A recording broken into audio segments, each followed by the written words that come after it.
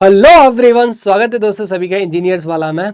I am Abhinesh, आप सभी का दोस्त। तो मॉर्निंग डोज में स्वागत है दोस्तों। और आज एक हम बहुत ही इंपॉर्टेंट टॉपिक डिस्कस करेंगे, वोल्टेज रेगुलेशन ऑफ ट्रांसफार्मर, है ना।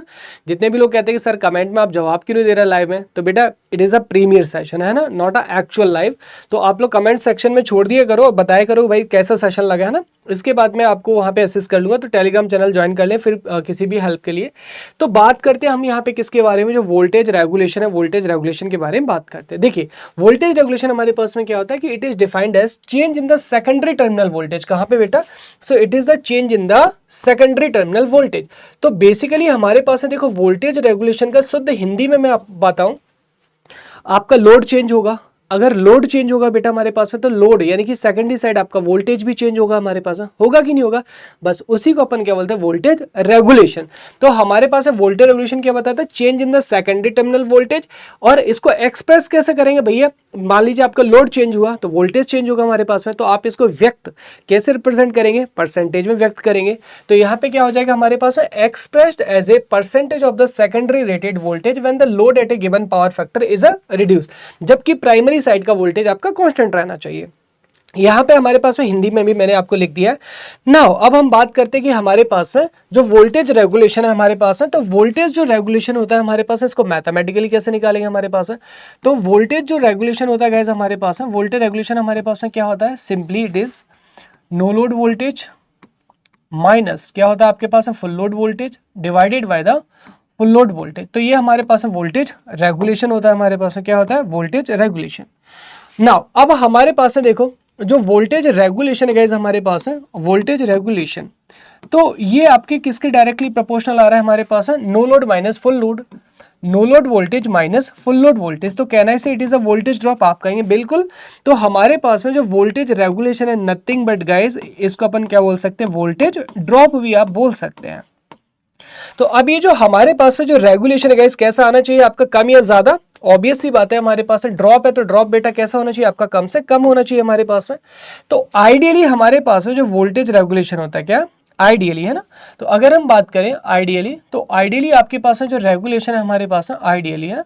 तो आइडियली रेगुलेशन हमारे पास में कितना आता है, ये आपके पास है ड्रॉप आपका जीरो होना चाहिए। लेकिन प्रैक्टिकली अगर हम बात करें, तो प्रैक्टिकली हमारे पास में, प्रैक्टिकली, है ना, तो प्रैक्टिकली आपका जो रेगुलेशन है कितना होना चाहिए हमारे पास है, तो ये आपके पास में मिनिमम होना चाहिए। यानी कि आपको ऐसे एग्जामिनर क्वेश्चन पूछ लेता है कि which one is the best regulation, तो रेगुलेशन कम होना चाहिए। जैसे मान लो आपका एक दे रखा है 90%, एक दे रखा है 2%, तो कौन सा रेगुलेशन अच्छा होगा हमारे पास में, 2%। क्योंकि 2% रेगुलेशन का मतलब है कि ड्रॉप आपके पास में कितना हो रहा है, 2%। अगर आप 90% आंसर कराओगे, मतलब यहाँ पे 90% वोल्टेज आपका गया काम से, है ना, 90% ड्रॉप करा दिया। अब देखो हमारे पास में जो ट्रांसफार्मर होता है, तो फॉर ट्रांसफार्मर, यहाँ पे ध्यान देना, 90% स्टूडेंट यहाँ पे गलती करता है ट्रांसफार्मर के केस में वोल्टेज रेगुलेशन को बताने में। अब क्यों करते हैं ये मैं आपको अभी बताता हूँ। देखो हमारे पास में यहाँ पे जो आपका रेगुलेशन होगा, तो रेगुलेशन अपन कैसे निकलेंगे, नो लोड वोल्टेज, है ना। तो नो लोड वोल्टेज हमारे पास में कहाँ आ जाएगा आपके पास में, induced EMF secondary side E2, load voltage secondary side कितना आ जाएगा, V2। अब लेकिन ये जो यहाँ पे नीचे लिया जाता है ना, ये क्या लिया जाता है, rated secondary voltage, rated secondary voltage. आप कहोगे सर तो इसमें कौन सी बड़ी बात है ना, लेकिन देखो यहाँ पे हमारे पास में specially according to IAS rule, है ना, very very important, PS Bimbhra साहब सीधा सीधा इसको लिखते हैं, according to Indian standard rule. तो यहाँ पे जो रेगुलेशन हमारे पास में होगा, तो रेगुलेशन, तो ऊपर क्या लेंगे अपन यहाँ पे, E2 माइनस V2, है ना, E2 माइनस V2। लेकिन नीचे गाइस जो हमारे पास में सेकेंडरी जो वोल्टेज आएगा, ये किसके बराबर लेना है आपको, यहाँ पे इंड्यूस्ड ईएमएफ E2 के बराबर आपको लेना है। और अगर परसेंटेज में लिख रहे हैं तो 100 से मल्टीप्लाई कर देंगे। वेरी वेरी इंपॉर्टेंट, हाँ वेरी वेरी इंपॉर्टेंट। तो कई बार एग्जामिनर पूछ लेता है हमारे पास में कि रेगुलेशन क्या होगा, तो यहाँ पे याद रखना गाइस। अब अगर इस वाले फॉर्मूले को देखें तो हमारे पास में क्या हो गया, no load voltage minus full load upon क्या आ गया हमारे पास में, नो लोड आ गया। तो अगर मैं इसको लिखता हूँ कि V not minus V upon, तो नीचे कितना आ जाएगा, V नॉट आ जाएगा, ना कि V आएगा। इसके ऊपर एसएससी में क्वेश्चन रिपीट हो चुके हैं, तो please remember E2 minus V2 upon E2 लेना है, ठीक है। अब ये जो वोल्टेज रेगुलेशन है कहां पे कैलकुलेट करोगे भाई, आप कहोगे सर सेकेंडरी साइड कैलकुलेट करेंगे, क्योंकि लोड हमारा सेकेंडरी साइड लगा होगा। तो एक काम करते हैं फटाफट से, जो सेकेंडरी साइड है ना, सेकेंडरी साइड का सर्किट ले लेते हैं इसको निकालने के लिए। तो ये हमारे पास है रेजिस्टेंस आ गया, और ये आपके पास में क्या आ गया बेटा, रिएक्टेंस आ गया, और ये आपने यहाँ पे लोड लगा दिया। तो लोड का भी पावर फैक्टर अपन कैसा ले लेते हैं, लैगिंग ले लेते हैं, ठीक है, लैगिंग। तो ये हमारे पास में क्या आ गया, लोड आ गया आपका, है ना। तो ये हमारे पास में लोड आ गया, ये आपका लोड आ गया। तो यहाँ पे गाइस हमारे पास में कितना ले लो, ये Re2 ले लो यहाँ पे। तो आपका इक्विवेलेंट रेजिस्टेंस आ गया सेकेंडरी साइड, इक्विवेलेंट रिएक्टेंस आ गया सेकेंडरी साइड, है ना। और ये हमारे पास में क्या ले लो, यहाँ पे आपका सेकेंडरी साइड का करंट ले लो। और ये हमारे पास में क्या आ गया, आपका जो E2 हमारे पास में E2 आ गया आपका, ठीक है जी। चल, और यहाँ पे हमारे पास में जो आपका वोल्टेज है, टर्मिनल वोल्टेज कितना आ गया आपके पास में, V2 आ गया। ओके, अब देखो यहां से हमें क्या निकालना है, वोल्टेज रेगुलेशन निकालना है, यानी कि E2 माइनस V2। तो इसके लिए हमें फेजर डायग्राम ड्रॉ करना है, बट आपको पता है कि ये हमारे पास में क्रिप्स रिवीजन सीरीज है ना। तो यहाँ पे टाइम के अभाव में गाइज हमारे पास में जो फेजर है, यहाँ पे फेजर में इसको स्किप कर रहा हूँ ना। आप चाहो तो यहाँ पे जो RRB की सीरीज है उसमें मैंने पढ़ाया है, तो वहाँ पे फेजर डायग्राम सब कुछ आपको बताया, तो वहाँ से आप देख सकते हैं ना। तो हमारे पास में जो वोल्टेज रेगुलेशन है, तो इसके लिए हमें E2 कैलकुलेट करना होगा। तो जब आप यहाँ से बेटा E2 को हम कैलकुलेट करेंगे ना, अच्छा चलो देख ही लो, है ना, 2 मिनट में हो जाएगा, थोड़ा फास्ट फॉरवर्ड में। तो यहाँ से अपन क्या करते हैं, जो V2 होता है बेटा, V2 को अपन यहाँ से क्या ले लेंगे, रेफरेंस ले लेंगे हमारे पास में। लोड हमारे पास में कैसा है, लैगिंग। तो आपके पास में जो करंट है, करंट कैसा मिलेगा हमको, ये मिलेगा आपका लैगिंग नेचर का। तो आपका करंट यहाँ से कैसा आ जाएगा, लैगिंग नेचर का आ गया। तो I2 जो हमारे पास में, I2 क्या आ गया, लैग बिहाइंड नेचर पे आ गया, लाइट। और ये हमारे पास में एंगल कितना ले लो, φ2 ले लो, या फिर ओनली φ ले सकते हो। अब इसके बाद देखो यहाँ पे आपका रेजिस्टेंस ड्रॉप मिलेगा। रेजिस्टेंस के केस में वोल्टेज और करंट में कोई पावर फैक्टर नहीं होता, आपका सेम लाइन पे होते हैं।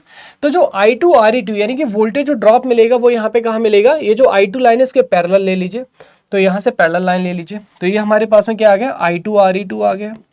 सो I2 Re2। अब देखो नेक्स्ट हमारे पास में क्या है, रिएक्टेंस यानी कि इंडक्टिव रिएक्टेंस। तो इसके केस में आपका करंट लैग करता है तो वोल्टेज लीड कर जाएगा। तो हमारे पास में एग्जैक्टली यहाँ से 90 डिग्री में क्या मिल जाएगा आपको, यहाँ पे ये मिल गया आपको simply I2 Re2 I2 Xe2 मिल गया आपको, है ना। अब देखो ये बेटा रेजिस्टेंस मिल गया और ये रिएक्टेंस मिल गया। तो हमारे पास में अगर मैं यहाँ पे इसका इंपीडेंस लिखूं, क्या इसका इंपीडेंस लिखूं, तो इंपीडेंस कितना हो जाएगा हमारे पास में, ये हो जाएगा Re2 प्लस कितना हो गया आपके पास में, Xe2। तो अब अपन क्या करेंगे गाइस, यहाँ पे शांति से इस वाले को मिला देंगे। तो हमारे पास में ये क्या आ गया आपके पास में, ये आ गया I2 इंटू Ze2। और ये जो एंगल है ना, ये वाला एंगल, इसको अपन क्या बोलते हैं, इंपीडेंस एंगल, थीटा जेड, है ना। तो इसको अपन इंपीडेंस एंगल बोलते हैं।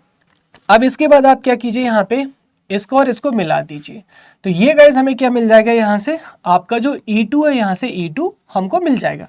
क्यों, क्योंकि देखो हमारे पास में इस पॉइंट को O ले लो और इसको A ले लो, इसको B ले लो, ठीक है।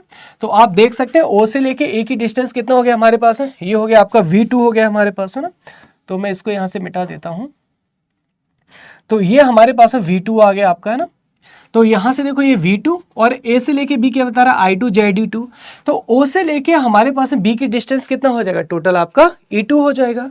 तो यहाँ से जो E2 हमारे पास में, E2 कितना आ जाएगा, V2 प्लस, अब देखो इसके दो कंपोनेंट है, एक आपका ये बेस कंपोनेंट और परपेंडिकुलर कंपोनेंट। तो बेस कंपोनेंट हमारे पास में किसके साथ में आएगा, cos थीटा के साथ में।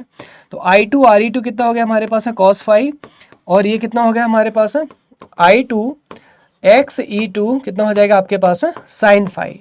तो यहाँ से काम करो, E2 माइनस V2 की वैल्यू निकाल दो। तो कितना आ जाएगा हमारे पास में, ये आ गया आपका E2 माइनस V2, कितना आ जाएगा आपके पास में, I2 कॉमन ले लो तो कितना आ जाएगा आपके पास में, Re2 cos फाई प्लस कितना आ गया हमारे पास में, ये आ गया आपका Xe2 sin फाई आ गया, है ना।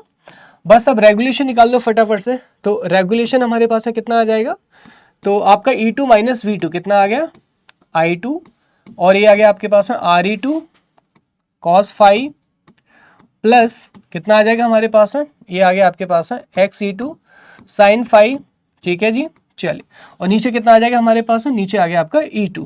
तो ये वोल्टेज रेगुलेशन हमारे पास में निकल के आ रहा है। अब देखो यहाँ पे हमारे पास में जो आपका लैगिंग पावर फैक्टर है बेटा, तो लैगिंग पावर फैक्टर पे ना आप देख सकते हैं, लैगिंग पावर फैक्टर पे हमारे पास आपका प्लस हो रहा है, मतलब वोल्टेज रेगुलेशन हमेशा आपकी पॉजिटिव रहेगी। अब आपको सर लीडिंग पे, तो लीडिंग के लिए आपको कुछ नहीं करना है, आपको जो प्लस है ना इसको माइनस से रिप्लेस कर देना है। क्या, प्लस को माइनस से। तो एट लीडिंग, तो लीडिंग अगर पावर फैक्टर मान लो आपको दे रखा है ना, तो हमारे पास में कितना हो जाएगा, सिंपली ये हो जाएगा आपके पास में जो प्लस है ना बेटा, माइनस से रिप्लेस कर दो, कितना आ जाएगा I2, कितना आ जाएगा हमारे पास में RE2 cos फाई माइनस कितना हो जाएगा हमारे पास है XE2 साइन फाई, ठीक है। और नीचे कितना आ जाएगा हमारे पास में, ये आ जाएगा आपका E2। तो ये आपका लीडिंग पावर फैक्टर पे आ गया, तो यहाँ से वोल्टेज रेगुलेशन नेगेटिव और हमारे पास में 0 आ सकता है, ठीक है। अब देखो एग्जामिनर ना इसमें इतना ज्यादा इंटरेस्टेड नहीं है ना, एग्जामिनर किस में इंटरेस्टेड रहेगा आपके पास है, पर यूनिट रेगुलेशन में। तो पर यूनिट पैरामीटर गाइस आपको वैसे पता होंगे, बट स्टिल आपको पावर सिस्टम की क्लास में फिर से बता दूंगा।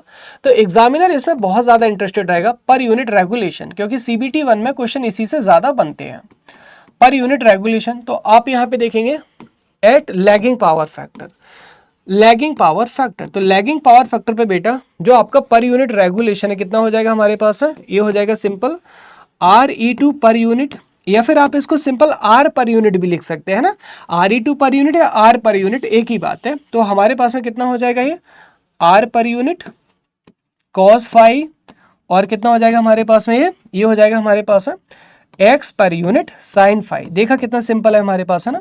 तो ये वाला जो रेगुलेशन है गाइस हमारे पास है, ये वाला रेगुलेशन आपका ज्यादा सिंपल है, ठीक है। तो आपको यहाँ पे जो पर यूनिट पैरामीटर्स है ना, पर यूनिट पैरामीटर्स आपको गिवन होंगे, जस्ट पुट द वैल्यू और हमारे पास में आंसर जो है निकल के आ जाएगा। सिमिलरली अगर लीडिंग पावर फैक्टर है हमारे पास में, लीडिंग के लिए हमारे पास में क्या हो जाएगा, तो एट लीडिंग पावर फैक्टर। तो लीडिंग पावर फैक्टर में गाइस हमने क्या मिल जाएगा, सिंपली प्लस को माइनस से रिप्लेस कर दो, तो कितना हो जाएगा हमारे पास है R पर यूनिट, ये हो गया हमारे पास है cos फाई, प्लस कितना हो जाएगा हमारे पास है, ये हो जाएगा आपका X per unit sine phi हो जाएगा आपका, ठीक है नाउ। तो ये हमारे पास, सॉरी प्लस को माइनस से रिप्लेस करना है, तो हमारे पास में क्या आ जाएगा आपका, यहाँ पे माइनस कर दीजिए ना।